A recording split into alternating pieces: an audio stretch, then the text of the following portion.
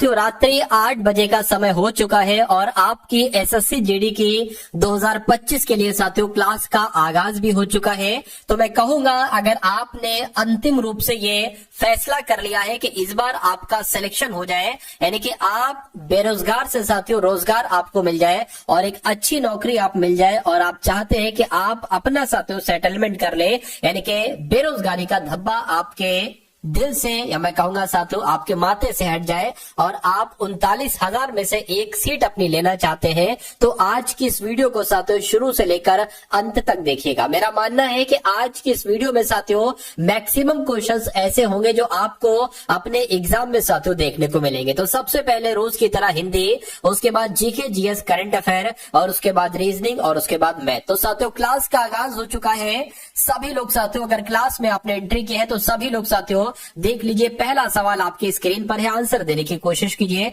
कह रहे कि सर से पैर तक इसके लिए एक शब्द बताइए। सर्वांग कहेंगे, मैं कहूंगा नहीं साथियों आपाद मस्तक कहा जाता है, यानी कि सर से पैर तक के लिए एक शब्द क्या होगा, आपाद मस्तक होगा। अगला सवाल आपकी स्क्रीन पर है, कह रहे कि अपने धन पर इतना अभिमान ठीक नहीं, अनुमान ठीक नहीं, अवमानना ठीक नहीं या साथियों अपमान ठीक नहीं। तो मैं कहूंगा साथियों यहाँ पर अभिमान होना चाहिए कि अपने धन पर इतना अभिमान ठीक नहीं, ये होना चाहिए। आंसर आपका ऑप्शन नंबर ए हो जाता है। अगला सवाल देखिए, अनिश्चित का समानार्थी शब्द मुझे बताइए साथियों क्या हो सकता है। देखिए अनिश्चित का समानार्थी क्या होता है।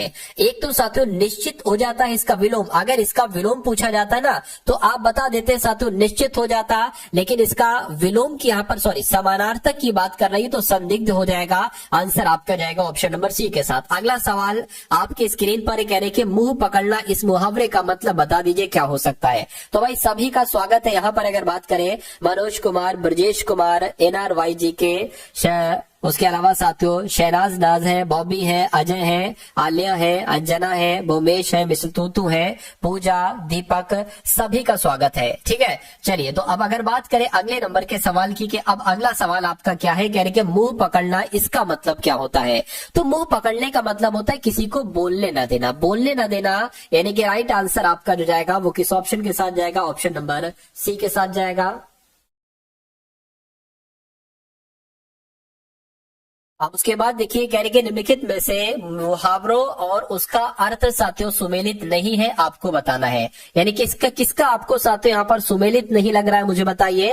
3-13 होने का मतलब तय करना होता है, नहीं मैं कहूंगा नहीं साथियों, तितर बितर हो जाना। क्या साथियों, 3-13 का मतलब होता है तितर बितर हो जाना। ठीक है, तितर बितर हो जाना, ये इसका हम लोग कह सकते हैं। तो ये तो सुमेलित नहीं लग रहा है, तो पहला पढ़ा साथियों, पहला ही आपको सुमेलित नहीं लगा और यही आपका क्या हो जाएगा, यही आपका बिल्कुल करेक्ट आंसर हो जाएगा। अब यहाँ पर बात करें पाव बारह होने का मतलब क्या होता है कि अत्यधिक लाभ होना, मैं कहूंगा बिल्कुल यहां से एक नंबर बन सकता है। आपसे पूछा जाएगा पाव बारह होने का मतलब क्या होता है, तो अत्यधिक लाभ होना इसका मतलब होता है। नानी मरने का मतलब क्या होता है, होश न रहना, बिल्कुल ये भी सही है। और 3-5 करने का मतलब होता है हुज्जत करना, ये भी बिल्कुल सही है। कौन सा सही नहीं था, ऑप्शन नंबर ए वाला सही नहीं था और यही आपका बिल्कुल करेक्ट आंसर है। अब 4 शब्द आपको यहाँ पर दिए गए हैं, देखा जाए तो ये एक ही शब्द है। आपसे पूछा जा रहा है कि शुद्ध शब्द बताइए कौन सा है, यानी कि अनिर्वचनीय कैसे लिखा जाता है, ये आपसे यहाँ पर पूछा जा रहा है। ऐसे लिखा जाएगा, नहीं ऐसे भी नहीं, ऐसे भी नहीं, जैसे आपका ऑप्शन नंबर ए में लिखा हुआ, यानी कि अनिर्वचनीय शब्द ऐसे लिखा जाएगा, ये आपको मालूम होना चाहिए। अब उसके बाद देखिए अगला सवाल है, कह रहे कि व्याकरण जानने वाला, इसके लिए एक शब्द क्या हो सकता है साथियों, फटाफट आप लोग यहाँ पर बताइए। देखिए यहाँ पर एक शब्द लिखा हुआ है चक्रपाणी, तो जिसके हाथ में चक्र हो, अगर आपसे पूछ लिया जाए कि जिसके हाथ में चक्र होता है, क्या जिसके हाथ में चक्र होता है उसको क्या कहते हैं, उसको साथियों चक्रपाणी कहते हैं। क्या कहते हैं, चक्रपाणी कहते हैं, ये आप लोग ध्यान रखेंगे। अगर यहाँ पर हम लोग बात करें साथियों, अगर आपसे पूछ लिया जाए कि व्याकरण जानने वाले को क्या कहा जाता है, क्या साथियों व्याकरण जानने वाले को क्या कहा जाता है, तो क्या कहा जाता है, व्याकरण कहा जाता है, ये आप लोग ध्यान रखेंगे। उसके अलावा अगर बात करते हैं व्याकरण जानने वाले को, तो मैं कह सकता हूं ऑप्शन नंबर बी आपका राइट आंसर हो जाएगा।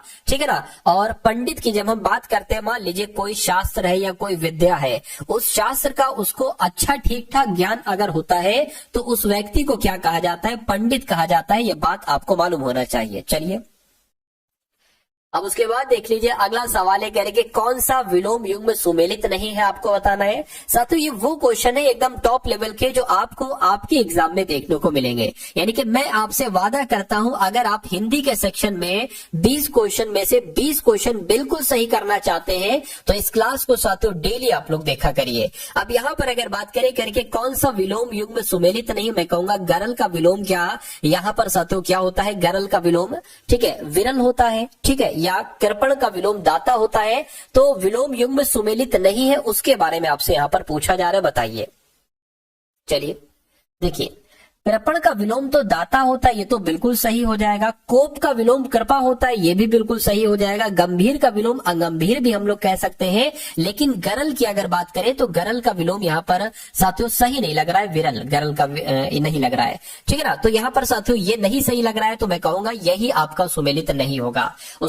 उसके बाद देखिए साथियों, विषय को जानने की बेचैनी, इसके लिए एक शब्द आपसे यहाँ पर पूछा जा रहा है, मुझे बताइए।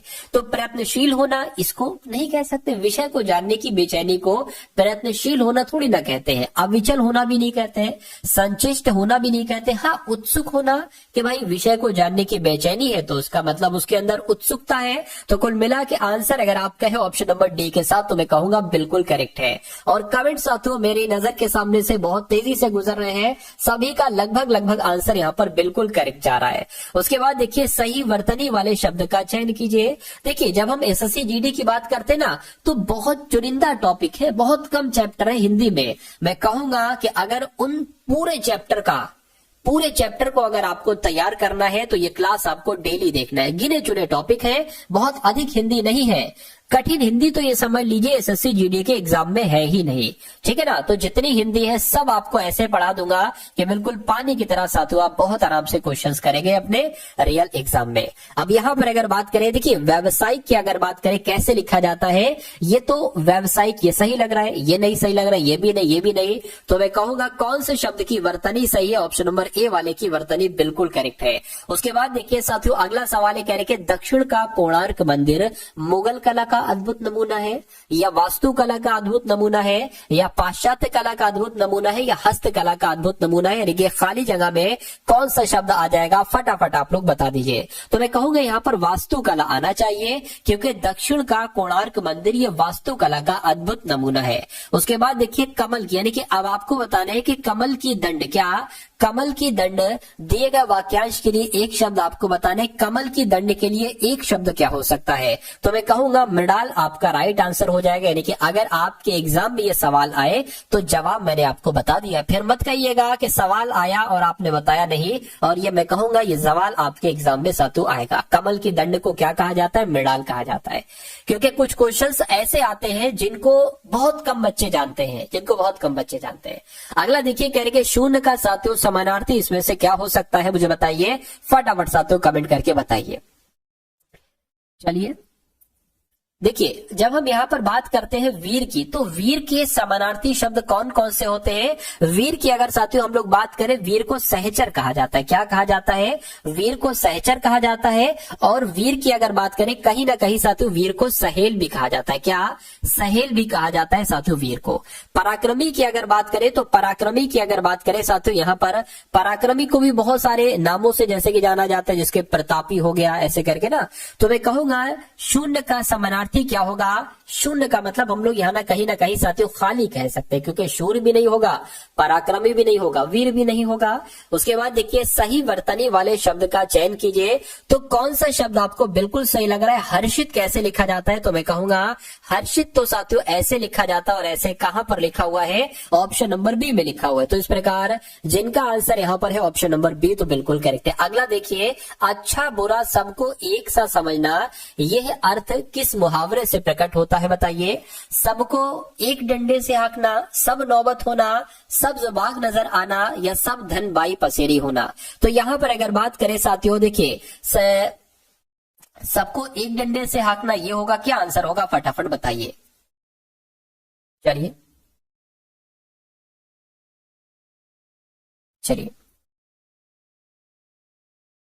देखिए मैं कहूंगा साथियों, सब धन 22 पसेरी, सब धन 22 पसेरी का मतलब क्या होता है, अच्छा बुरा सबको एक सा समझना, ये आपका आंसर यहाँ पर होना चाहिए। उसके बाद देखिए अगला सवाल है, कह रहे कि विपत्ति में साहस से काम लेना चाहिए, विपत्ति में बल से काम लेना चाहिए, वीरता से काम लेना चाहिए, साथियों शौर्य से काम लेना चाहिए। तो मैं यहाँ पर कहूंगा कि विपत्ति में साहस से काम लेना चाहिए, यानी कि खाली जगह में आपका जो शब्द आएगा वो ऑप्शन नंबर ए वाला आएगा, और जिनका आंसर ए है बिल्कुल करेक्ट है। साथियों आप सभी लोगों से रिक्वेस्ट है कि वीडियो को अगर आपने शेयर नहीं किया, और अगर आपके पास कुछ ग्रुप्स हैं, स्टडी वाले ग्रुप्स हैं, तो उन ग्रुप्स में साथियों वीडियो आप लोग एक बार शेयर कर दीजिए, मुझे बहुत अच्छा लगेगा। उसके बाद देखिए कह रहे कि जिसके समान दूसरा नहीं है, यानी कि अगर ये आपसे पूछा जाए कि जिसके समान दूसरा नहीं है उसको क्या कहा जाएगा। देखिए यहां पर अगर बात करें साथियों, आंसर आपका किस ऑप्शन के साथ जाएगा बताइए। अच्छा एक सवाल आपसे पूछा जाता है कि तारों भरी रात, क्या तारों भरी रात के लिए एक शब्द क्या होता है, तो मैं कहूंगा विभावरी कहते हैं इसको। क्या कहते हैं, विभावरी कहते हैं, यानी कि तारों भरी रात के लिए एक शब्द क्या होगा, तो साथियों विभावरी होता है, आप लोग ध्यान रखेंगे, ठीक है ना। अब यहां पर अगर साथियों बात करते हैं हम लोग के जिसके समान दूसरा नहीं है उसको क्या कहेंगे, उसको अद्वितीय कहा जाता है, जिसके समान दूसरा नहीं होता है। उसके बाद देखिए अगला सवाल है, कह रहे कि निम्न में से कौन सा विलोम युग्म सही नहीं है, मुझे बताइए, यानी कि कौन सा विलोम युग्म का जोड़ा आपको सही नहीं लग रहा है, फटाफट साथियों बताइए। देखिए मैं कहूंगा आदि का विलोम तो क्या अंत का विलोम तो आदि होता है, या आदि का विलोम अगर पूछा जाए तो अंत आपको बताना है। अग्ग का विलोम तो विज्ञ होता है, बिल्कुल सही हो जाएगा, ठीक है ना। छत की बात करें तो विक्षत नहीं होता, मैं कहूंगा ये गलत हो जाएगा। क्यों गलत हो जाएगा, क्योंकि छत की अगर बात करते हैं इसका विलोम साथियों होता है पाटन। क्या होता है, पाटन होता है। ये सवाल आपसे पूछा जा सकता है डायरेक्ट कि छत का विलोम क्या हो जाएगा, तो पाटन आपको बताना है। उसके अलावा साथियों अति का विलोम क्या हो जाएगा, इति हो जाएगा। तो मैं कहूंगा यहाँ पर कौन सा आंसर होगा, यानी कि कौन सा विलोम युग्म सही नहीं होगा, ऑप्शन नंबर सी वाला नहीं होगा। और क्यों सही नहीं होगा ये भी मैंने आपको बताया। उसके बाद देखिए राहुल ने अपने प्रिय मित्र को कहानी पुस्तक दिए। अब यहाँ पर अगर बात करें साथियों, आपको शुद्ध वाक्य इसका बताना है कि शुद्ध वाक्य यहाँ पर कैसे बनेगा, फटाफट बताइए। चलिए यानी कि अगर हम थोड़ा सा मैं आपको समझाने की कोशिश करूं, तो मैं आपको समझाने की कोशिश करता हूं। देखिए यहां से आपको बताना है, यहां से, ठीक है ना। राहुल ने अपने प्रिय मित्र को कहानी की पुस्तक दी, ये होना चाहिए। तो कहानी की पुस्तक, तो कहानी की पुस्तक दी, अच्छा किसी बदलाव की आवश्यकता नहीं। राहुल ने अपने मित्र को कहानी का पुस्तक दिया, ये गलत पुस्तक लिखा हुआ है। या राहुल ने अपने प्रिय मित्र को कहानी की पुस्तकें दिए, ये भी गलत हो जाएगा। मैं कहूंगा ऑप्शन नंबर ए वाला वजह, और यही आपका बिल्कुल करेक्ट आंसर है। तो अब यहाँ पर आप लोग साथियों देखेंगे जीएस के सवाल देखेंगे और करंट अफेयर के बहुत इंपॉर्टेंट क्वेश्चन देखेंगे।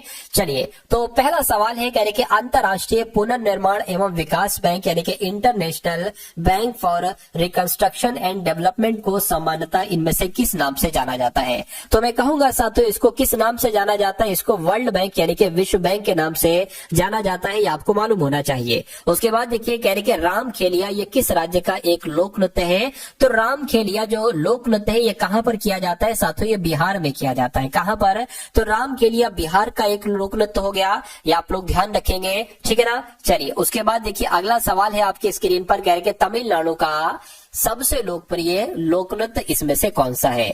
तो यहाँ पर अगर बात करें यक्षगान, आपको पता होना चाहिए ये कर्नाटक का एक लोकनृत्य। कहाँ का है, कर्नाटक का है। कथकली जो है साथियों वो केरल का है, तो ये भी आंसर नहीं होगा। कुडियाट्टम की अगर बात करें तो जिसमें आट्टम वगैरह ये सब लग जाए ना, वो केरल का ही साथियों होता है। तो मैं कहूंगा बचा क्या, बचा कारगम, यानी कि तमिलनाडु का ये लोकनृत्य हो जाएगा जिसका नाम है साथियों कारगम।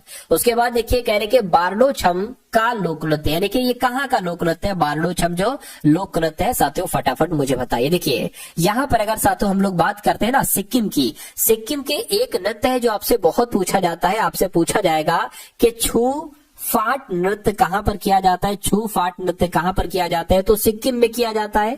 अगर आपसे साथियों पूछा जाए कि कुमायूं नृत्य कहां पर किया जाता है, क्या पूछा जाए, अगर आपसे पूछा जाए कि कुमायूं नृत्य कहां पर किया जाता है, तो उत्तराखंड में किया जाता है, ये आप लोग ध्यान रखेंगे। उसके अलावा अगर आपसे पूछा जाए बाउल नृत्य कहां पर किया जाता है, तो बाउल नृत्य पश्चिम बंगाल में किया जाता है। जबकि अगर यहाँ पर हम बात करें कि जो बारडो छम नृत्य है ना, ये अरुणाचल प्रदेश में किया जाता है। कहां पर किया जाता है साथियों, अरुणाचल प्रदेश प्रदेश में बारडोछम नृत्य किया जाता है। अब उसके बाद देख लीजिए नेक्स्ट नंबर का सवाल है, कह रहे कि इनमें से किस संगीत वाद्य यंत्र में कीबोर्ड होता है। क्या यहाँ पर अगर बात करें संतूर में कीबोर्ड होता है, या हारमोनियम में कीबोर्ड होता है, या शहनाई में कीबोर्ड होता है। तो मैं कहूंगा जो हारमोनियम होता है ना, हारमोनियम, इसमें साथियों कीबोर्ड होता है। तो एक मतलब कीबोर्ड की तरह ही इसमें एक वाद्य यंत्र में एक पार्ट होता है, वो कीबोर्ड की तरह होता है। तो आंसर यहाँ पर जिनका भी ऑप्शन नंबर सी के साथ है, मैं कहूंगा बिल्कुल करेक्ट है। और मैं देख पा रहा हूँ साथियों निशांत जाट का, लव कुश का, मनोज, शिवम, पूजा, अंजना, विशा तेजस्विनी, रवि गुर्जर, ठीक है। तो सभी का आंसर यहाँ पर बिल्कुल करेक्ट जा रहा है। चलिए तो अब देखते हैं साथियों नेक्स्ट नंबर का सवाल जो है वो आपकी स्क्रीन पर आ चुका है। देखिए और बताइए, कह रहे कि निम्नलिखित में से कौन सा युग्म सही सुमेलित नहीं है कलाकार के लिए वाद्य यंत्र। यानी कि पहले आपके सामने साथियों वाद्य यंत्र है, उसके बाद साथियों कलाकार है। आपको बताने कौन सा सही नहीं है, फटाफट बताइए। चलिए देखिए यहाँ पर अगर बात करें जो किशन महाराज है ना, ये तो तबला वादक है, ये बिल्कुल सही हो जाएगा। अमजद अली खान सरोद वादक है, ये भी बिल्कुल सही हो जाएगा। पंडित रविशंकर की जब हम बात करते हैं साथियों तो ये सितार वादक है, बिल्कुल सही हो जाएगा। यहाँ पर शिव कुमार शर्मा लिखा हुआ है। शिव कुमार शर्मा की बात करें साथियों, ये संतूर वादक है। कौन है ये तो भैया संतूर वादक है। मैं आपको कई बार बता चुका हूं, ये पखावज वादक नहीं है। तो कौन सा सुमेलित नहीं है? ऑप्शन नंबर ए वाला सुमेलित नहीं है। तो क्या आपका राइट आंसर होगा? ऑप्शन नंबर ए आपका बिल्कुल राइट आंसर हो जाएगा। साथियों अपने मित्रों के पास इस वीडियो को तुरंत शेयर कर दीजिए। क्या पता आपके मित्र लोग नहीं जानते हो कि टारगेट सिलेक्शन पे एक ऐसी क्लास चलती है जो क्लास से आपको सिलेक्शन मिलेगा। क्या मिलेगा साथियों? सिलेक्शन मिलेगा। आपको एक अंतिम सीट मिलेगी 39,000 सीटों में से एसएससी जीडी 2025 में। तो आपके जो मित्र लोग हो जो तैयारी कर रहे हो साथियों, उनमें इस वीडियो को आप लोग शेयर कर दीजिए। चलिए तो दुल्हनों द्वारा पहनी जाने वाली पोर्टलोई पोशाक, एक पोशाक है ये साथियों, पोर्टलोई जिसका नाम है। तो ये किस राज्य में पहनी जाती है? ये दुल्हनों के द्वारा पहनी जाती है। मैं कहूंगा ये मणिपुर में पहनी जाती है। कहां पर साथियों? ये मणिपुर में पहनी जाती है, ये आप लोगों को मालूम होना चाहिए। उसके बाद देखिए प्रसिद्ध बांग्ला उपन्यासकार पाथेर पंचाली के लेखक कौन है? तो जो पाथेर पंचाली है ना, इसके लेखक साथियों कौन है? विभूति भूषण बंदोपाध्याय है। तो आंसर आपका किस ऑप्शन के साथ जाएगा? ऑप्शन नंबर बी के साथ जाएगा भाई। बहुत बढ़िया, वेरी गुड क्लास। अगला सवाल है, कह रहे कि जो भारतीय समाजवाद है ये किसका मिश्रण है बताइए। तो भारतीय समाजवाद की अगर बात करें तो इसमें गांधीवाद भी है और साथियों मार्क्सवाद भी है। इसलिए राइट आंसर आपका जो जाना चाहिए वो किस ऑप्शन के साथ जाएगा? ऑप्शन नंबर सी के साथ जाएगा। चलिए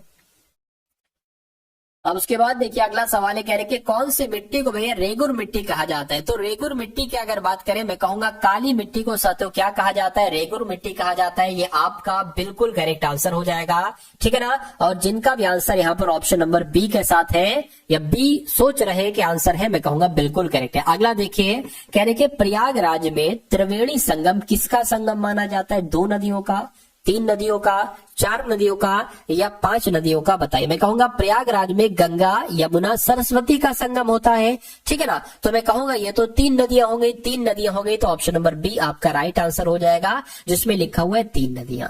उसके बाद देखिए भारत की संप्रभुता, एकता, अखंडता को बनाए रखना और उसकी सुरक्षा रखना, ये क्या है? क्या ये मौलिक अधिकार है? क्या ये विधिक अधिकार है? क्या ये सेना का कर्तव्य है? ये एक मौलिक कर्तव्य है बताइए। तो ये मौलिक अधिकार तो नहीं है, लेकिन हाँ मौलिक कर्तव्य है। क्या है साथियों? मौलिक कर्तव्य है। बहुत सारे ऐसे अच्छे काम है जो मौलिक अधिकार नहीं है लेकिन हमारे मौलिक कर्तव्य है। क्या मौलिक कर्तव्य? जो भी एकता है, अखंडता है, संप्रभुता है, उसकी रक्षा करना, उसको बनाए रखना, ये मौलिक कर्तव्य है। उसके बाद देखिए भारतीय संविधान के निम्नलिखित अनुच्छेदों में से किस अनुच्छेद में ये उल्लेख किया गया है कि मुख्यमंत्री राज्यपाल के द्वारा नियुक्त किया जाएगा? यानी कि जो मुख्यमंत्री होंगे ना, मुख्यमंत्री, उनकी नियुक्ति कौन करेंगे? राज्यपाल करेंगे।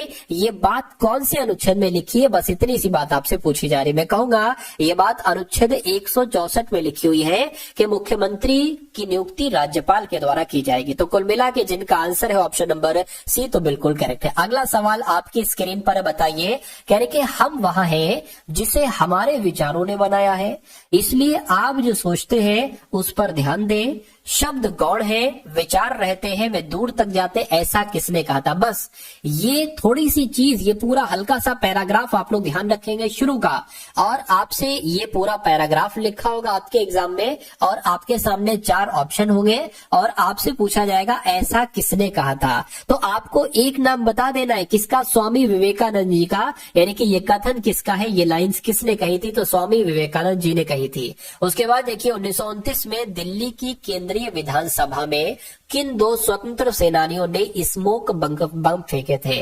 तो साथियों बम फेंके गए थे 1929 में दिल्ली की केंद्रीय विधानसभा में। तो ये साथियों बम जो फेंके गए थे कि किसके द्वारा, एक तो भगत सिंह के द्वारा फेंके थे, भगत सिंह तो सभी ऑप्शन में है, लेकिन भगत सिंह के साथ साथियों कौन थे, बटुकेश्वर दत्त थे।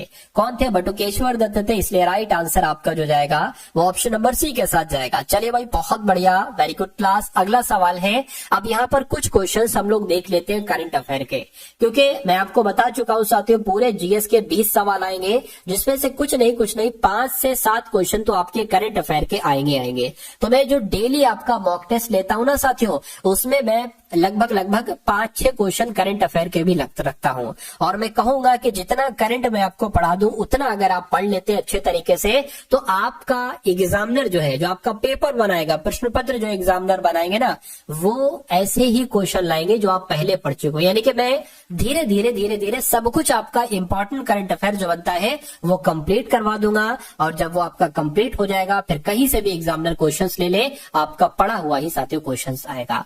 चलिए, तो पानी की बूंद एक एक बूंद करके साथियों पत्थर में छेद कर देती है। तो धीरे धीरे रोजाना अगर आप एग्जाम तक इस पूरी क्लास को देखेंगे, क्योंकि ये क्लास पूरा निचोड़ है, पूरे ज्ञान का, एसएससी जीडी के सिलेबस का पूरा निचोड़ है साथियों, मैं आपको दे रहा हूं।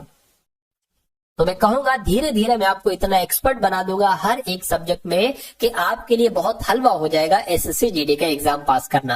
और अभी तो साथियों रीजनिंग के क्वेश्चन शुरू होंगे, मैथ के क्वेश्चन शुरू होंगे, बहुत अच्छे तरीके से साथियों हम लोग इन सवालों को भी देखेंगे। तो अभी सवाल की अगर बात करें साथियों, हाल ही में किसने दृष्टि बाधित लोगों के लिए ब्रेल बीमा पॉलिसी पेश की है, मैं कहूंगा स्टार हेल्थ ने दृष्टि बाधित लोगों के लिए ब्रेल बीमा पॉलिसी पेश की है। उसके बाद देखिए किस राज्य सरकार ने आधार कार्ड के लिए एनआरसी रसीद संख्या को अनिवार्य कर दिया है। तो किस राज्य ने यह काम किया है, असम ने यह काम किया, यानी कि असम राज्य सरकार ने आधार कार्ड के लिए एनआरसी रसीद संख्या को अनिवार्य कर दिया है। उसके बाद देखिए साथियों, कहने के 54वीं जीएसटी परिषद की बैठक में कैंसर की दवाओं पर जीएसटी 12% से घटाकर कितने प्रतिशत कर दी गई है, तो साथियों सिर्फ और सिर्फ 12% से घटाकर 5% कर दी गई है। तो इंपॉर्टेंट क्वेश्चन है ना, बिल्कुल इंपॉर्टेंट है, बनेगा आपके एग्जाम में।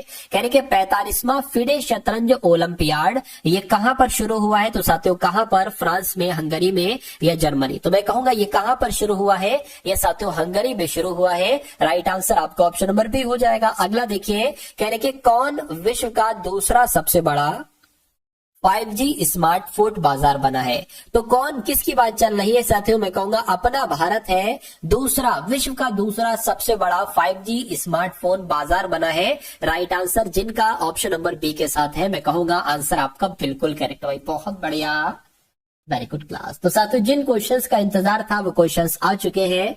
पहला सवाल आपकी स्क्रीन पर आ चुका है, बताइए। कह रहे कि अब रीजनिंग के क्वेश्चंस होंगे, रीजनिंग के सबसे टॉप लेवल के क्वेश्चंस देखेंगे, और मैं कहूंगा जो टॉपिक्स, जो क्वेश्चंस मैं आपको करवाऊंगा वही आपके एग्जाम में आपको देखने को मिलेंगे। तो साथियों अब उस वेन आरेख का चयन करिए जो निम्नलिखित वर्गों के बीच के सबसे अच्छे तरीकों से दर्शाया गया, यानी कि पृथ्वी है, वन है, वृक्ष है।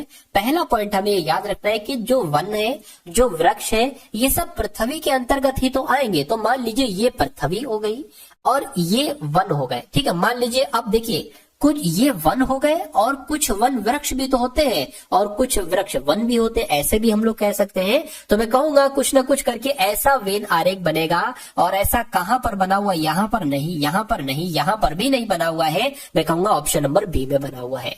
तो इस सवाल का जवाब आपका किस ऑप्शन के साथ जाएगा साथियों, ऑप्शन नंबर बी के साथ जाएगा। अगला सवाल आपकी स्क्रीन पर है साथियों, देखिए बताइए राइट आंसर क्या होगा।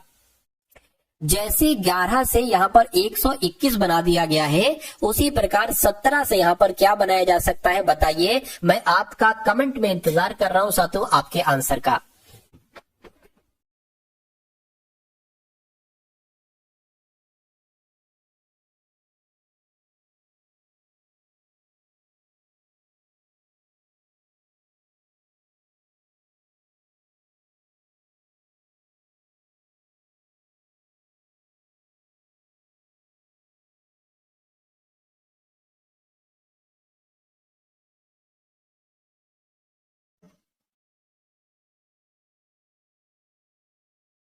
चलिए भाई फटाफट बताइए। देखिए 11 का स्क्वायर ही तो है 121, तो 17 का स्क्वायर क्या होता है साथियों, फटाफट बताइए।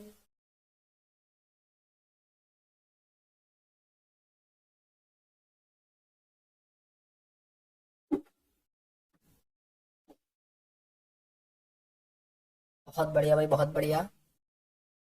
आंसर आना शुरू हो चुके हैं। अनु के आ रहे हैं, चंद्र के, अजय के, जयराम के, अंजना, मनोज, उमेश, शिवम, भूमेश, ब्रजेश, आल्या, स्क्रॉल, लवकुश, पूजा, सुशील, सुमी, ड्रीम्स, अजय। चलिए मनोज, सभी का आंसर यहाँ पर लगभग लगभग बिल्कुल सही है सभी का आंसर।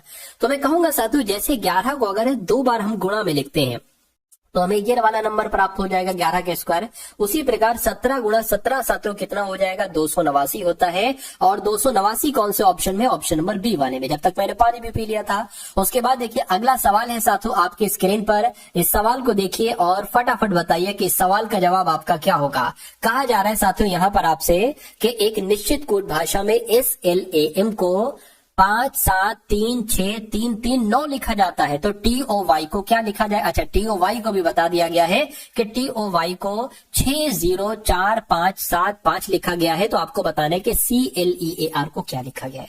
अब आपको यहाँ पर लॉजिक पहचानना है कि भैया ये SL से कैसे ये बन गया है, मतलब S। अच्छा एक काम करते हैं साथियों, यहाँ पर थोड़ा सा ध्यान अगर हम लोग लगाने की कोशिश करें। देखिए एल जो होता है ना साथ, ये 19 पर होता है, एल 12 पर होता है, ए 1 पर होता है साथियों, और एम 13 पर होता है। ये 19 से 5 7 3 ऐसे करके हो गया है। अच्छा यहाँ पर एक चीज देखें साथियों, देखिए ये 13 है ना, 13 तो इसको हम 39 मान सकते हैं, यानी कि 13 का 3 गुना होता है 39। और ये 19 है ना, 19 का 3 गुना होता है 57। और ये 12 है, 12 का 3 गुना होता है 36। तो ऐसा तो नहीं भाई कि ये देखिए 20 होता है, 20 का 3 गुना 60 आना चाहिए, 60 आ गया। सही समझ में आ गया हमें लॉजिक, क्या आखिर लॉजिक क्या लगा है। तो ये 3 पर आता है, देखिए 3, ये 12, ये ई 5 पर आ गया, ए 1 पर आ गया, आर 18 पर आ गया। 3 का 3 गुना 9 हो जाएगा, 9 साथियों इसमें है। 18 की अगर बात करें, 18 तिया कितने होते हैं, मैं कहूंगा 54 होते हैं। 54 यहाँ नहीं है, यहाँ नहीं है, यहाँ पर है। तो आंसर आपका ऑप्शन नंबर सी के साथ जाएगा। ऐसे आपको सवाल को करना है।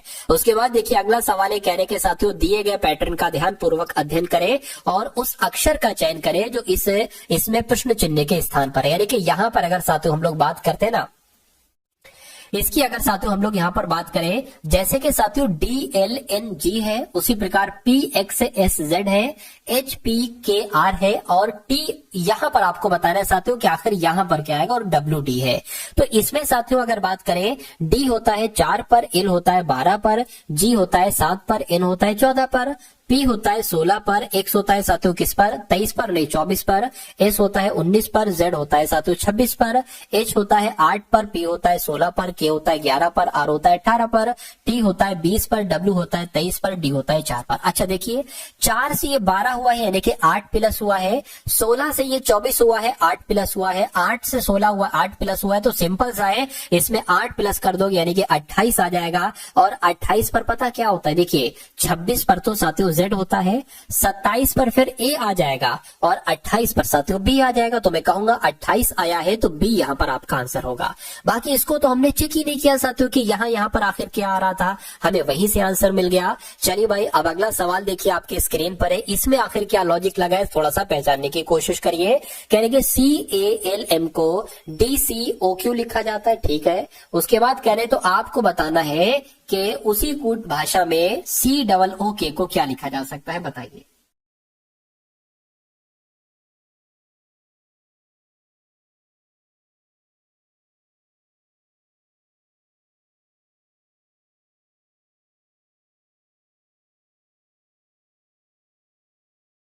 चलिए देखिए इसकी अगर बात करें ना, इस सवाल की अगर बात करें कि इसमें कैसे आप जवाब ले पाएंगे, कैसे क्या होगा। ये देखिए ये C है, ये C से यहाँ पर D हो गया यानी कि 1 बढ़ाया गया है।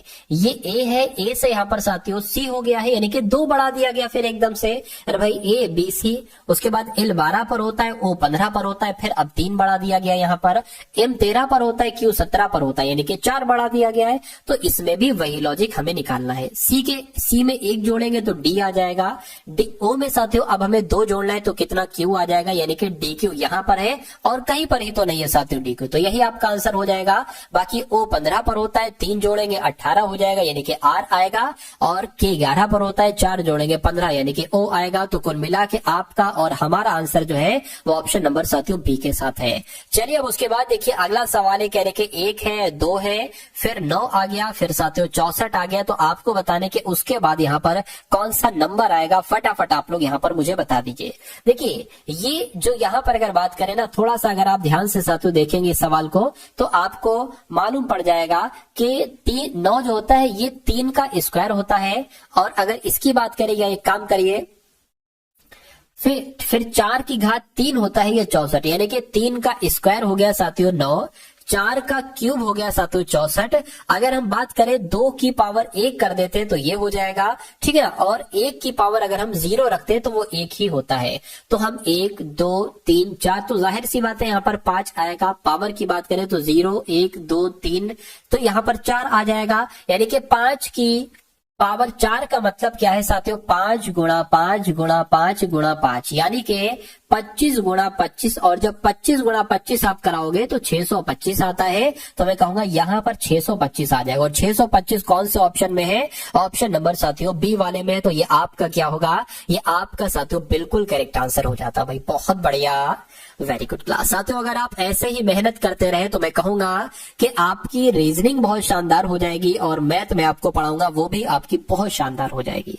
चलिए अगर आप बिल्कुल शुरुआत से तैयारी कर रहे हैं तो आपको बिल्कुल भी टेंशन लेने की जरूरत नहीं है, क्योंकि जब टारगेट सिलेक्शन साथियों आपके साथ है तो कोई दिक्कत कोई परेशानी आपको महसूस नहीं होने दूंगा मैं। अब अगला सवाल मैं कर लेता हूं आपके सामने, और मैं आपको बता दूं मैं कोशिश करूंगा कि सुबह 11 बजे भी मैं आपके लिए एक क्लास लाता हूं साथियों, सुबह 11 बजे। तो सुबह 11 बजे भी आप लोग आ जाया करो, और रात्रि 8 बजे भी आप लोग आ जाया करो। क्या रात्रि 8 बजे भी, ये 2 समय साथियों मैंने आपको निछावर कर दिए हैं अपने समय के। देखिए अब कथन की बात करें और साथियों निष्कर्ष की बात करें, कथनों को आपको पढ़ना है, कथन निष्कर्ष वाला सवाल जरूर आता है आपके एसएससी जीडी के एग्जाम में, फेवरेट है मैं कहूंगा।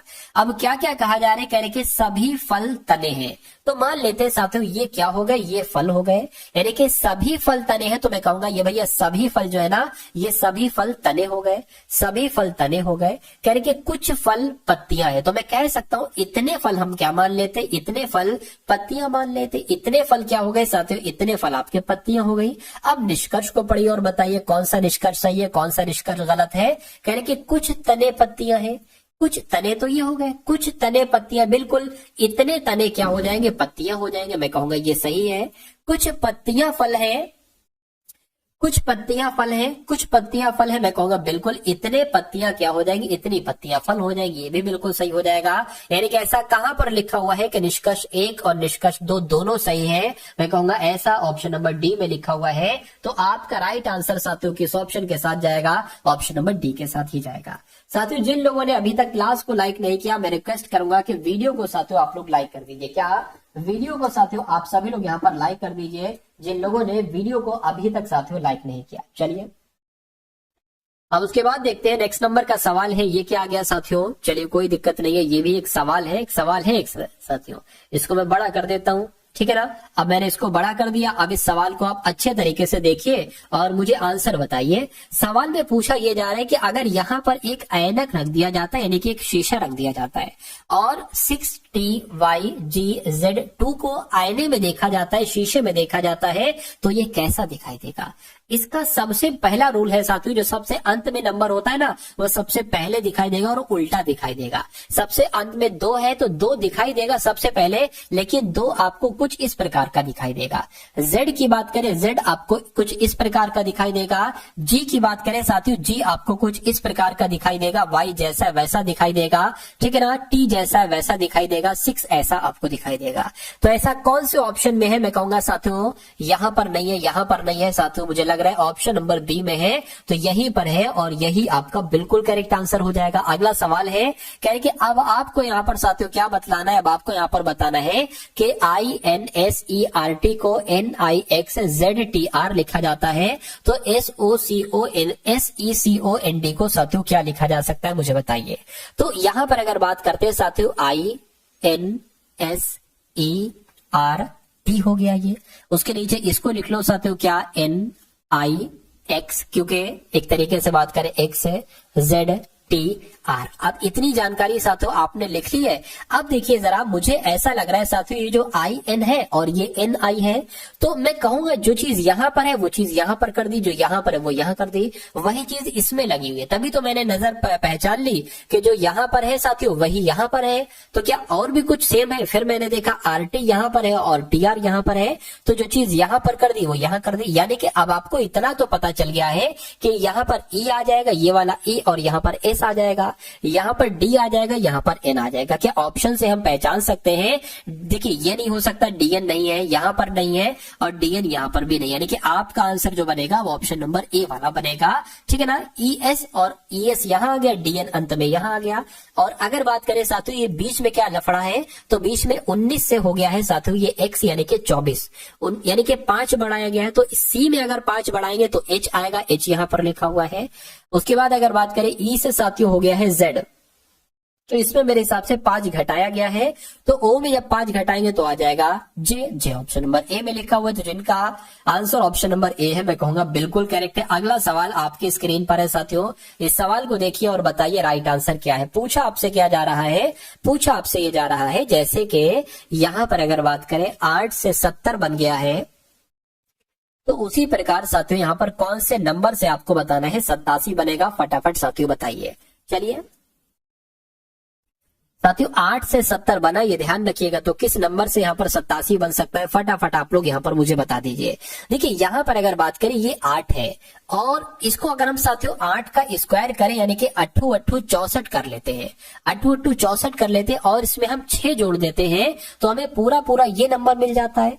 उसी प्रकार अगर बात करें ये किसके स्क्वायर के आसपास है, तो मैं कहूंगा साथियों ये 9 के स्क्वायर के आसपास मुझे लग रहा है। ठीक है ना, 9 नीम 81 साथियों मुझे लग रहा है यहाँ पर। तो 81 में भी अगर हम 6 जोड़ देते हैं साथियों तो हमें ये नंबर मिल जाएगा। तो मैं कहूंगा यहाँ पर 9 आएगा। अरे भाई 8 का स्क्वायर करके ये बनाया था, तो 9 का स्क्वायर करके हमने ये बना लिया। तो कुल मिला के आपका right answer option number A हो जाता है, और जिनका आंसर यहाँ पर ऑप्शन नंबर ए है बिल्कुल करेक्ट है। अगला देखिए आपकी स्क्रीन पर आंसर आपको बताना है साथियों क्या हो सकता है इस सवाल का। कहेंगे एक निश्चित कूट भाषा में CHAINED को क्या लिखा जाता है, EJYGPCF लिखा जाता है। तो आपको बताना है MEADOW को साथियों क्या लिखा जा सकता है, फटाफट बताइए।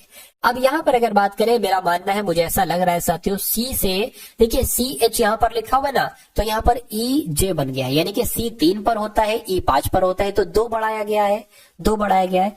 H 8 पर होता है, J 10 पर होता है, फिर से साथियों कितना बढ़ाया गया है, 2 बढ़ाया गया है। ठीक है, उसके बाद A होता है 1 पर, अब यहाँ पर Y, अब यहाँ पर साथियों 2 माइनस कर दिया गया है। I होता है 9 पर, G आगे फिर से साथियों 2 माइनस कर दिया गया है। N होता है 14 पर, P होता है 16 पर, अब फिर से 2 प्लस कर दिया गया है। E होता है 5 पर, C होता है साथियों 3 पर, फिर से 2 माइनस कर दिया गया है, और D 4 पर, F 6 पर 2 प्लस कर दिया गया। तो यही लॉजिक हमें यहाँ पर देखना है। पहले 2 प्लस करोगे तो कितना आ जाएगा, 13 पर होता है M, यानी कि 15 बोले तो O आ गया, यहाँ पर G आ गया। 2 घटेगा तो साथियों कितना हो जाएगा, Y हो जाएगा, यानी कि OGY कहाँ लिखा हुआ है, OGY या क्या लिखा हुआ है, अच्छा 2 प्लस होगा ना, एक सेकेंड, यहां पर देखिए H है, H से साथियों कितना हो गया यहां पर,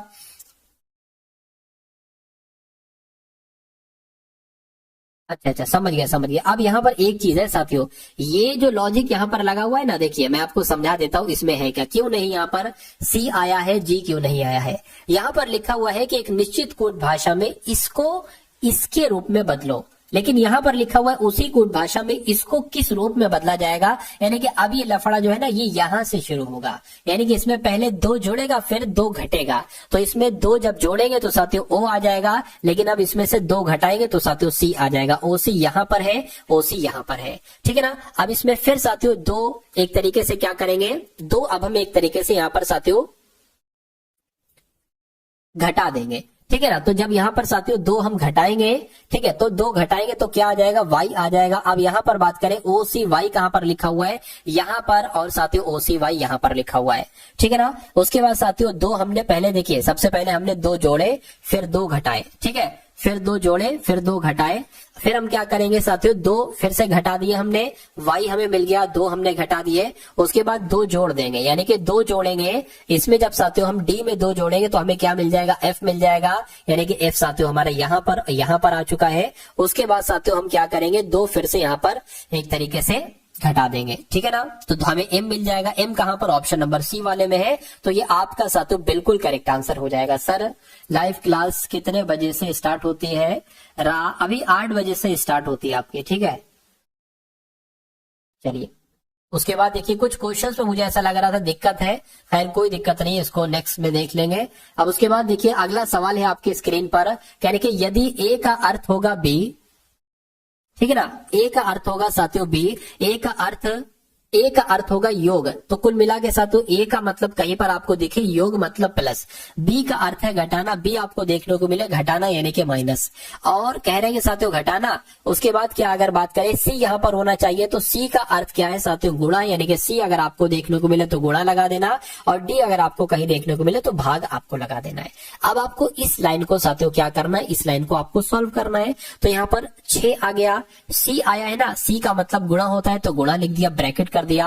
57 8 लिखे है ना, तो 57 लिख लिया, 8 लिख लिया, बीच में बी लिखा हुआ तो बी का मतलब माइनस है, डी के मतलब क्या है, डी का मतलब भाग है और 7 लिख दिया, बी का मतलब साथियों माइनस है, फिर 32 आ जाएगा, फिर 9 आ जाएगा, और ए का मतलब क्या प्लस है, तो यहाँ पर प्लस आ गया। इतनी बात क्लियर है, कहिए बिल्कुल क्लियर है। अब यहाँ पर अगर साथियों हम लोग बात करें ब्रैकेट में सबसे इसको अगर हम लोग घटाएंगे ना तो 49 आ जाएगा इसकी जगह पर, और ये गुणा 6 आ जाएगा, भाग साथियों 7 आ जाएगा, माइनस 32 प्लस 9 आ गया। इसको अगर कट करेंगे 7 7 49 यानी कि 7 आ गया और गुणा 6 आ गया, तो 7 6 कितना हो जाएगा साथियों 42 हो जाएगा, तो पूरा 42 लिख लो इसकी जगह पर, माइनस 32 प्लस आपका इतना आ गया। 42 में से 32 जाएगा तो साथियों 10 बचेगा, 10 प्लस 9 कितना हो जाएगा 19 हो जाएगा। तो मैं कहूंगा 19 कौन से ऑप्शन में है साथियों, ऑप्शन नंबर ए वाले में। तो आपका राइट आंसर साथियों किस ऑप्शन के साथ जाएगा, मैं कहूंगा ऑप्शन नंबर ए के साथ जाएगा। अगला सवाल आपकी स्क्रीन पर साथियों, इस सवाल को देखिए और फटाफट मुझे बताइए कि आपका राइट आंसर यहां पर किस ऑप्शन के साथ जाएगा, बताइए। चलिए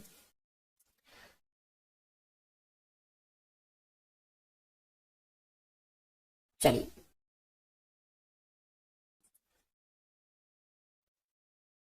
चलिए अब देखिए यहां पर अगर बात करें साथियों, ये भी सवाल बहुत अच्छे लेवल का है और ऐसा सवाल आपके एग्जाम में साथियों आता ही आता है। यहां पर बात करें साथियों, क्या क्या जो जो आपसे कहा जा रहा है वो हम करते जाएंगे, बाकी हमें और कोई नॉलेज नहीं है, ठीक है। कहने के PQRSTU एक बेंच पर बैठे हुए हैं, यानी कि एक मान लीजिए ये बेंच ये है और 1 2 3 4 5 6 लोग हैं, तो 1 2 3 4 5 6 लोग ये हो गए। कहने कि क्यू दाएं किनारे पर बैठा है, यानी कि क्यू इस किनारे पर, दाएं किनारा ये तो है ना, क्यू यहां पर बैठा हुआ है, यानी कि एस के दाईं ओर बगल में, ठीक है, एस के दाईं ओर बगल में बैठा है आर। तो एस को अगर हम मान लीजिए यहां पर बना दे, क्या इसको अगर हम साथियों यहां पर बैठा दें तो एस के दाईं ओर कौन बैठा है, आर बैठा है, तो मैं कहूंगा साथियों आर यहां पर आ जाएगा, बिल्कुल आ जाएगा। यानी कि टी के बाईं ओर बगल में कौन बैठा है, ठीक है ना। अगर ये एक काम करिए पहले इसको बैठा ले, क्योंकि या कोई दिक्कत नहीं, इसको बैठा सकते हैं। कहने के टी के बाईं ओर बगल में बैठा है यू, तो अभी हमें नहीं पता है टी कहां पर है, ठीक है। उसके बाद लिखा हुआ है क्यू के बाईं ओर बगल में बैठा है टी, ठीक है, इसको स्किप करो क्योंकि अभी हम नहीं पता लगा पा रहे कहां पर बैठना है।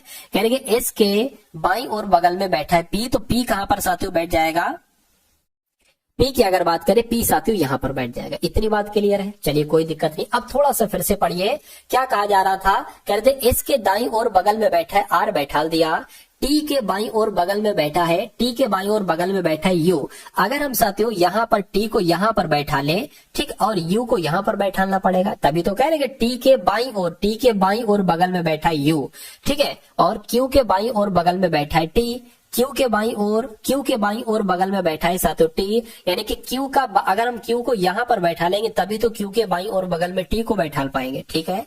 तो कहने के पी के बाईं ओर बगल में बैठा है एस के बाईं ओर, एस का बायां किधर हो गया, एस का बाईं ओर बगल में बैठा है पी, ये भी हो गया।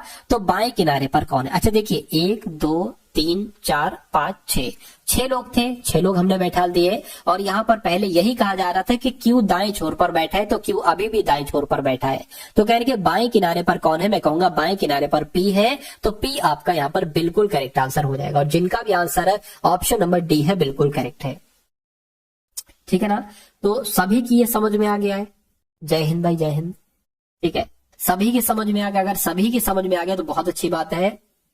देखिए अब उसके बाद देखते हैं नेक्स्ट लॉजिक आपके सामने क्या है, यानी कि यहां पर आपसे क्या पूछा जा रहा है। इस सवाल को देखिए और फटाफट थोड़ा सा आंसर मुझको यहां पर बतला दीजिए कि कैसे यहां पर आपका कैसे क्या होगा। और इस सवाल से आपको साथियों बहुत अच्छी जानकारी मिलेगी।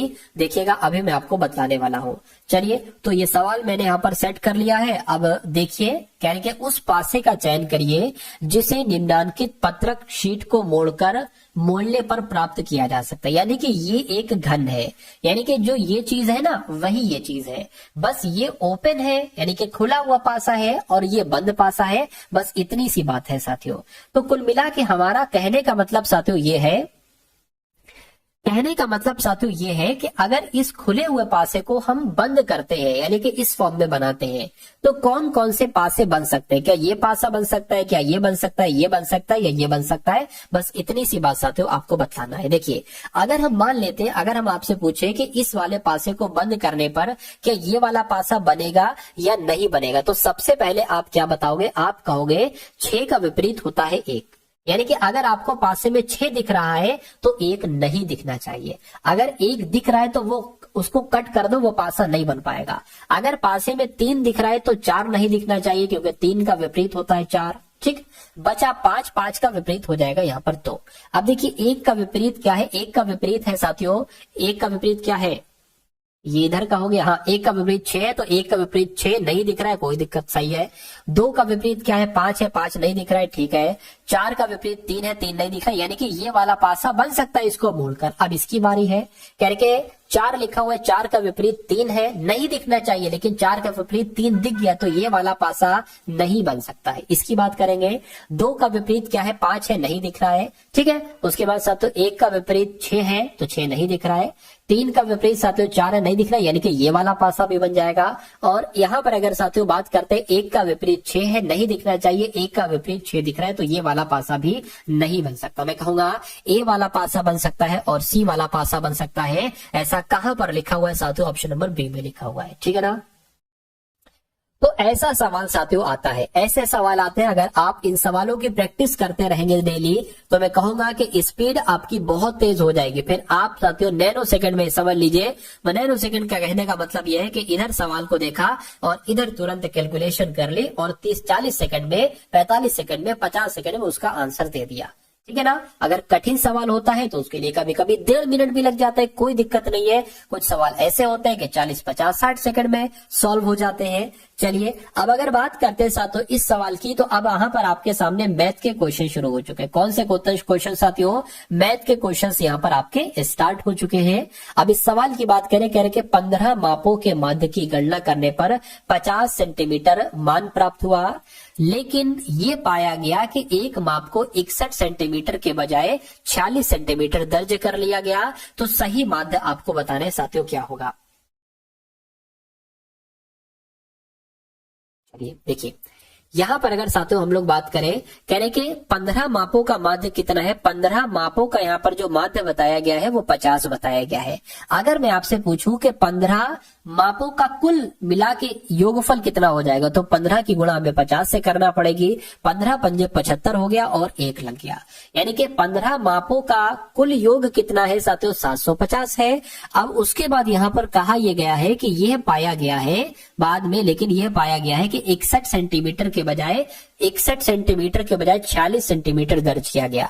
यानी कि इसमें जोड़ना था 61 सेंटीमीटर, 46 सेंटीमीटर गलती से जोड़ दिया, यानी कि कितना कम जोड़ दिया ये हम आपको बता देते हैं। इसको घटा लो साथियों, ठीक, 11 में से 6 जाएगा 5 जाएगा, ठीक है ना।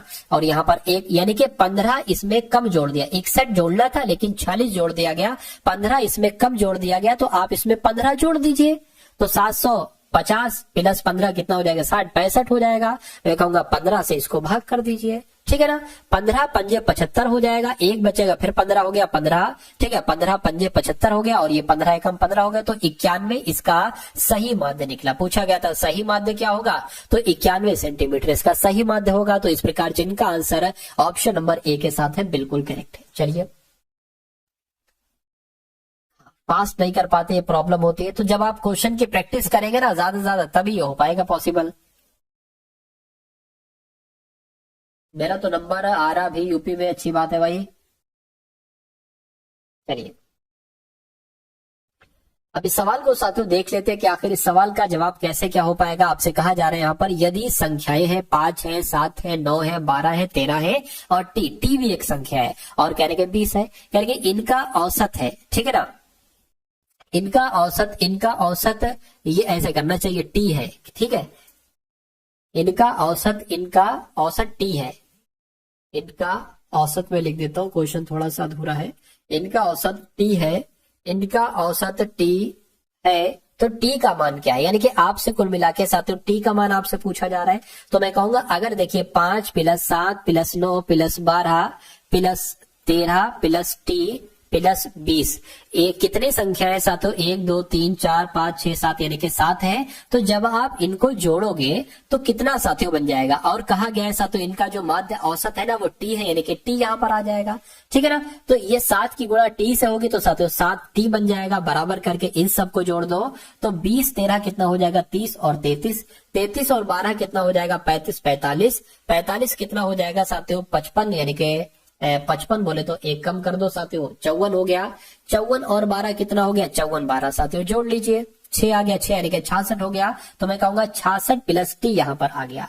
अब अगर बात करें ये टी इधर है ना, ये टी उधर चला जाएगा माइनस का, यानी कि 7 टी में से 1 टी माइनस हो जाएगा और इधर 66 आ जाएगा, ये 6 टी बच जाएगा, 6 टी बराबर 66 आ गया। तो ये 66 से जब भाग होगा तो मैं कहूंगा टी का मान साथियों 11 आएगा। तो टी का मान कितना होगा, मैं कहूंगा टी का मान साथियों 11 होगा। तो जिनका भी आंसर है, जो लोग भी यहाँ पर ऑप्शन नंबर ए के साथ है बिल्कुल करेक्ट है। अब उसके बाद देखिए अगला सवाल है साथियों आपकी स्क्रीन पर, देखिए सवाल को और बताइए राइट आंसर क्या होगा।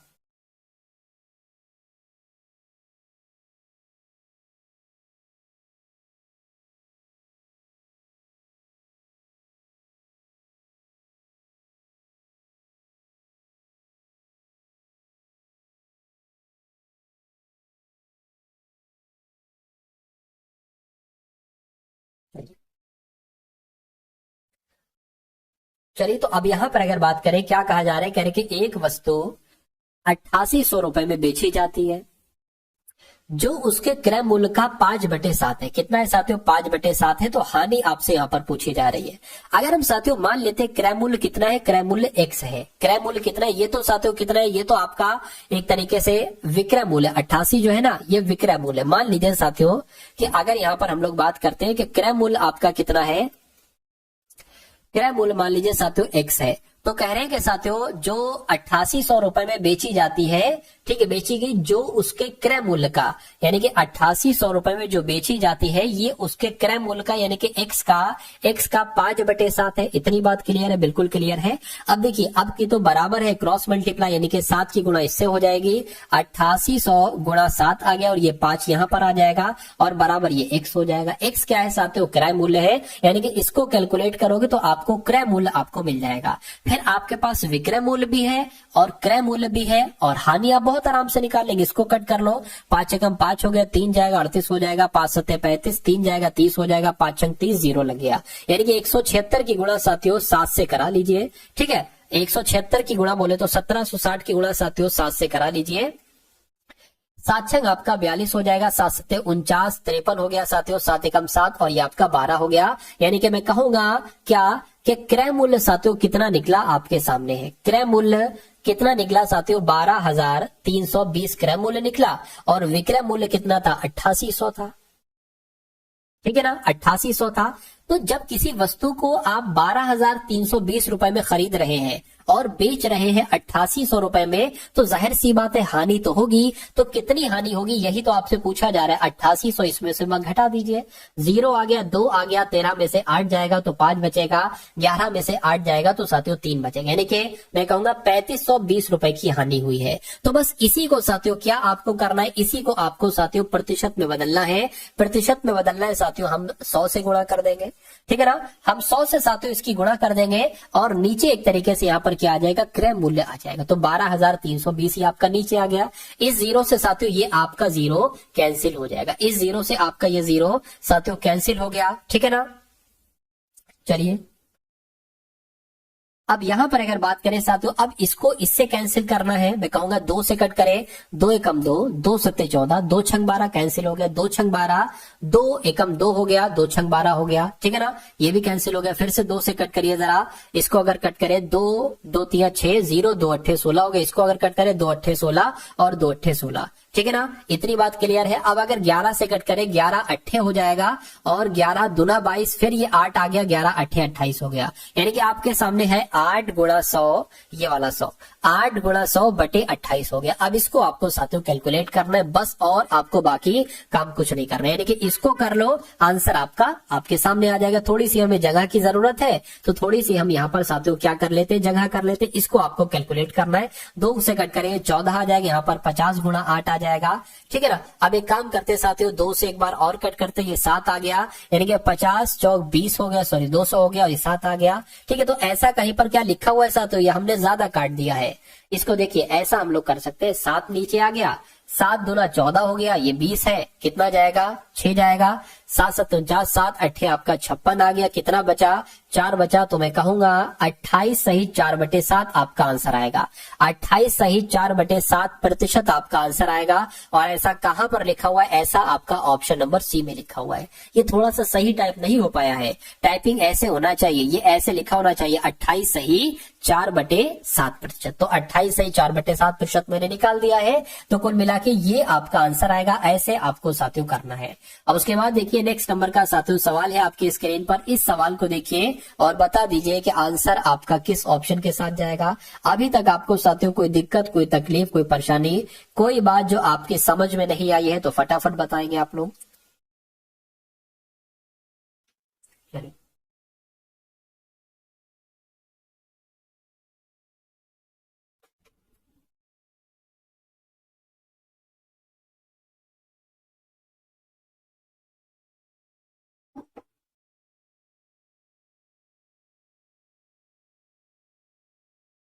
देखिए अब उसके बाद देखते हैं क्या अगला सवाल है साथियों। यहां पर अगर बात करें हम लोग, कहा जा रहा है कि 8 मीटर और 14 मीटर लंबी 2 रस्सियां समान लंबाई के टुकड़ों में काटी जाती है। यानी कि एक रस्सी है जिसकी लंबाई 8 मीटर है और एक रस्सी है साथियों जिसकी लंबाई कितनी है, 14 मीटर लंबी ये रस्सी है।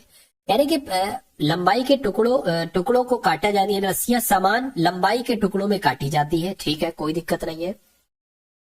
यानी कि प्रत्येक टुकड़े की अधिकतम संभव लंबाई कितनी हो सकती है। कभी भी अगर ऐसा सवाल आ जाए क्या कि भैया इतने मीटर की 2 ये चीज है, ठीक है, और इनको प्रत्येक टुकड़े का अधिकतम आ जाए तो एचसीएफ ज्ञात करना होता है, न्यूनतम आ जाए तो एलसीएम ज्ञात करना होता है। किसका, इन 2 संख्याओं का। अधिकतम आया है तो हमें साथियों 8 का और 14 का एचसीएफ ज्ञात करना होगा। अधिकतम पूछा है एचसीएम, ठीक है ना, एचसीएफ एलसीएम और एचसीएफ, ठीक है ना। चलिए यानी कि मासा जिसको हम लोग कह सकते हैं।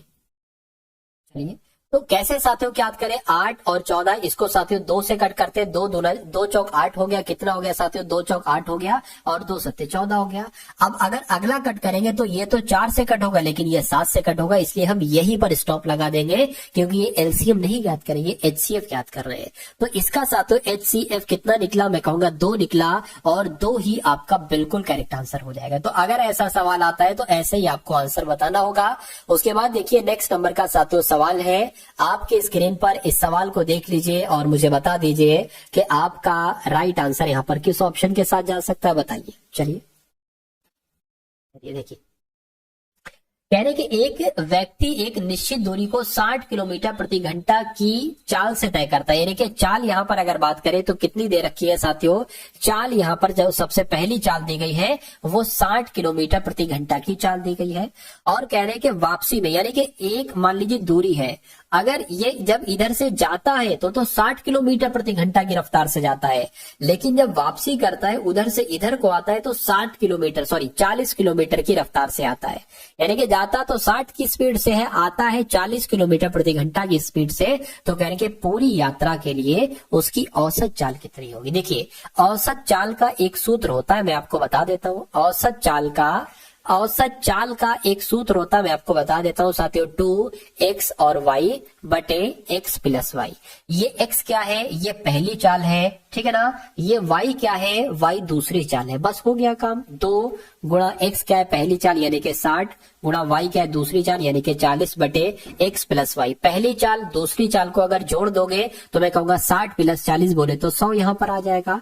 इस जीरो से ये जीरो, इस जीरो से ये जीरो कैंसिल हो जाएगा।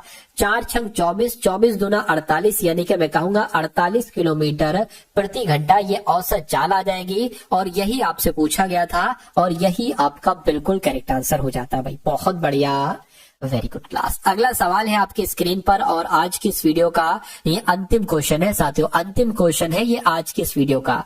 चलिए तो इस सवाल की अगर यहाँ पर हम लोग बात करते हैं, यानी कि 15% वार्षिक ब्याज दर पर 2 वर्ष के लिए निवेश की गई धनराशि के साधारण ब्याज और चक्रवृद्धि ब्याज को वार्षिक रूप से चक्रवृद्धि किया जाता है। ठीक है, ये तो ब्रैकेट में चीज लिखी हुई है।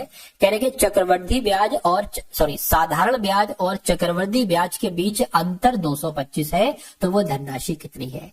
देखिए अगर कभी भी आपको सवाल में एक ये लाइन देखने को मिले क्या कि साधारण ब्याज और चक्रवृद्धि के बीच का अंतर आपको सवाल में दे रखा हो, तो एक सूत्र मैं आपको बता रहा हूं, वो सूत्र आप फॉलो कर लेंगे, बस आपका काम हो जाएगा। यानी कि D बराबर P ब्रैकेट में R बटे 100 का स्क्वायर। अगर ये आपको दे रखा होगा कि भैया साधारण ब्याज और चक्रवृद्धि ब्याज के बीच का अंतर ये है, अंतर का मतलब होता है डिफरेंस, और डिफरेंस को हम डिनोट करते हैं डी से। तो डी की जगह पर क्या आ जाएगा साथियों, 225 आ जाएगा। पी का मतलब मूलधन बोले तो धनराशि आपसे पूछी जा रही है, यानी कि पी का मान आपको बताना है। आर का मतलब दर, जो कि 15% दे रखी है, 15% हो गई। और ये सूत्र जो लगेगा वो 2 वर्षों के लिए लगेगा।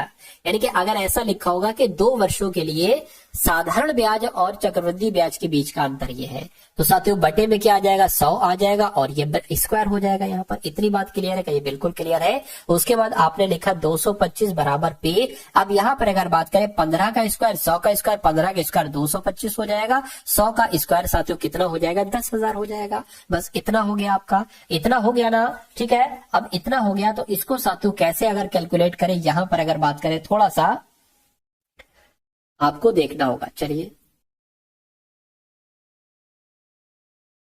कोई दिक्कत नहीं। अब देखिए यहां पर अगर बात करें, आपके सामने साथियों क्या आ गया है, आपके सामने 225 बराबर P गुणा 225 बटे 10,000 आ चुका है, 10,000 आ चुका है। अब इसकी गुणा हो जाएगी इससे, यानी कि 225 गुणा ये हो गया, क्योंकि बराबर लगा ना तो क्रॉस मल्टीप्लाई होगी, और ये आ जाएगा इसके भाग में, ये आ गया 225 यहाँ पर, बराबर आपका आ गया यहाँ पर P। अब इससे ये कैंसिल हो गया, 225 से 225, यानी कि P बराबर कितना निकला साथियों, 10,000 निकला। यानी कि मैं कहूंगा धनराशि कितनी हो गई, धनराशि आपको 10,000 मिल गई है। तो 10,000 कहां पर लिखा हुआ है, ऑप्शन नंबर ए में लिखा हुआ है। तो मैं कहूंगा ये आपका साथियों बिल्कुल करेक्ट आंसर हो जाएगा। तो जिनका आंसर यहाँ पर ऑप्शन नंबर ए के साथ है, बिल्कुल करेक्ट आंसर है भाई। बहुत बढ़िया, वेरी गुड क्लास। तो कैसी लगी साथियों आपको ये क्लास, एक